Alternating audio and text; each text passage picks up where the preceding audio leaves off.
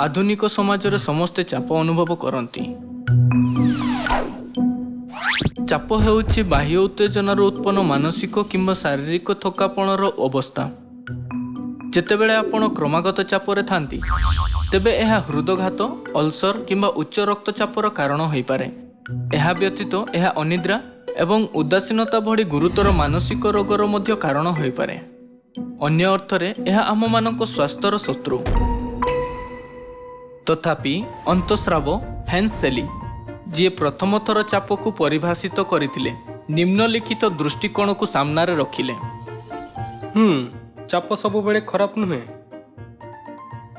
सठिक परिमाणर चाप एक भल उत्तेजना भाव कार्य करिपारिबो। तेणु यह एक प्रतिरक्षा प्रणाली को मजबूत करिपारिबो, प्रेरणा जोगाई पारिबो एवं उत्पादकता वृद्धि करिपारिबो। अन्य अर्थरे सठिक परिमाणर चाप आममानक शरीर पई एक भल उत्साह एवं सहायक होई पारे।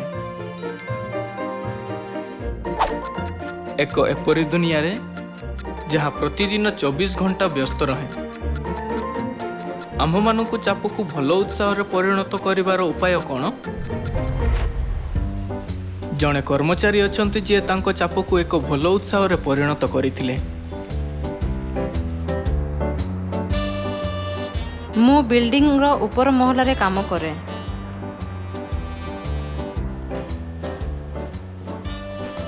दिने सकाळे लिफ्ट खराब थिला।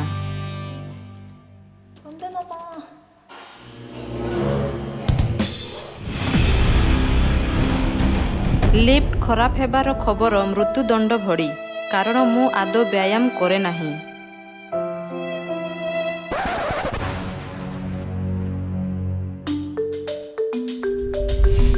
प्रतिदिन 12 महला पर्यंत जिबा आसिबा पई पहाच चढ़िबा एवं तोड़कू ओह्लाइबा चापग्रस्त थिला। तथापि मु एही उपाय रे व्यायाम करिबारे सक्षम हेउथिबार कृतज्ञ थिली।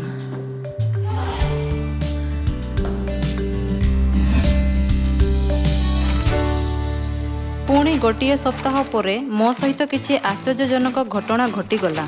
प्रथमे मोर गोड़र मांसपेशी रे जंत्रणा हेउथिला एवं सहजरे मोर निश्वास प्रश्वास फुली जाउथिला, किंतु वर्तमान मो निश्वास फुलु नाही जदियो मु पहाच उपरकू एवं तोड़कू दौड़े। पहाच चढ़ी शक्ति हासिल करिथिबारु मु कृतज्ञ थिली।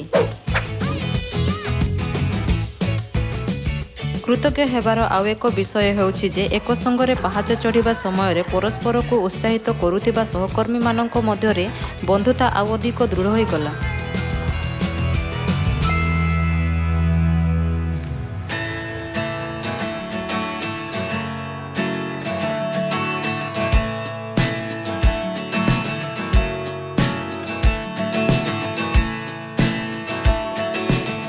टिकिए चाप एक भल उत्साह जगाई थाए एवं आम्भमानक जीवन को जीवंत करि थाए। मते अनुभव हैला जे जेतेबेले मु कोनोसी परिस्थिति रे अभियोग करिबा बा विरक्त हेबा परिवर्ते धन्यवाद देबा पई दृढ़ संकल्पित अछि, तेबे मते कृतज्ञ हेबा पई आउ अधिक विषय मिलुछि।